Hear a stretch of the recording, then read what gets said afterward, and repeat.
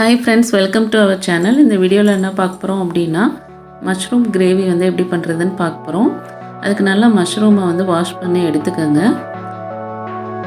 நல்லா எடுத்துட்டு அதுக்கப்புறம் வந்து ஒரு மிக்ஸி ஜாரில் வந்து வெங்காயம், பெரிய வெங்காயம் தான் சேர்த்துருக்கேன். வெங்காயம், தக்காளி, மிளகாத்தூள், மல்லித்தூள், பூண்டு போட்டு நல்லா அரைச்சி பேஸ்ட் மாதிரி எடுத்துக்கோங்க. இந்த மசாலா வந்து நம்ம கிரேவியில் ஆட் பண்ணுவோம். ஸோ நான் அரைச்சி எடுத்துக்கிட்டேன். இப்போ வந்து என்ன பண்ணுறோம் அப்படின்னா ஒரு பேனில் வந்து கொஞ்சமாக ஆயில் ஊற்றிட்டு சோம்பு போட்டுக்கோங்க. சோம்பு போட்டுட்டு வெங்காயம் தக்காளி வந்து கொஞ்சமாக ஆட் பண்ணிக்கோங்க. அதிலேருந்து கொஞ்சம் எடுத்து வச்சுட்டு நீங்கள் வந்து இதில் வந்து ஆட் பண்ணிக்கலாம். ஆட் பண்ணிவிட்டு அதை நல்லா ஃப்ரை பண்ணுங்கள். ஃப்ரை பண்ணதுக்கப்புறம் நம்ம அந்த மசாலா வந்து போடலாம்.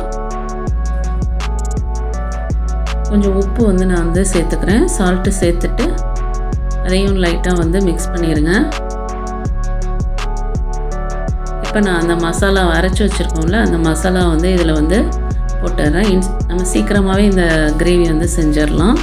இந்த மசாலா ரெடி பண்ணிட்டோம் அப்படின்னா ஜஸ்ட் அதை வந்து நல்லா அந்த பச்சை வாசம் போகிற வரைய ஸ்லோ இதில் வச்சு நீங்கள் குக் பண்ணுங்கள். இந்த பாருங்கள் கலரே சேஞ்ச் ஆயிடுச்சு. இப்போ வந்து நான் பெப்பர் கொஞ்சம் சேர்த்துக்கிறேன். பெப்பர் சேர்த்துட்டு அதையும் நல்லா வந்து இந்த கிரேவியில் வந்து மிக்ஸ் பண்ணிடுங்க. மிக்ஸ் பண்ணிவிட்டு நான் கொஞ்சம் கருவேப்பிலையும் போட்டிருக்கேன். இப்போ நம்ம மஷ்ரூம் வந்து ஆட் பண்ணிடலாம். நல்லா மஞ்சத்தூள் போட்டு வாஷ் பண்ணி வச்சுருக்கேன். ஸோ அதை வந்து நம்ம இதில் சேர்த்துட்றோம். சேர்த்துட்டு அந்த மசாலா வந்து நல்லா இதில் வந்து படுற மாதிரி நல்லா கிண்டி விடணும். நல்லா இதில் மிக்ஸ் பண்ணிடுங்க. இந்த மஷ்ரூமில் வந்து அந்த மசாலா இருந்து மிக்ஸ் ஆகிற மாதிரி நம்ம மிக்ஸ் பண்ணிடணும். இப்போ நல்லா மிக்ஸ் ஆகிடுச்சு. இப்போ என்ன பண்ணோம் அப்படின்னா